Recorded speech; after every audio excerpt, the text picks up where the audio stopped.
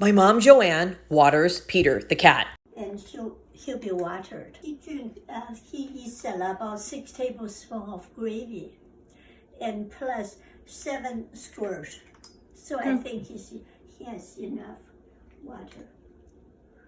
He's a very, very good boy. Okay, we can water. Watering the cat? He doesn't mind. No. You wait till he swallows. Dr. Rodriguez approved this. So he gets watered every day? Yeah. 7 squirts. That's about one teaspoon, 1.5 teaspoon.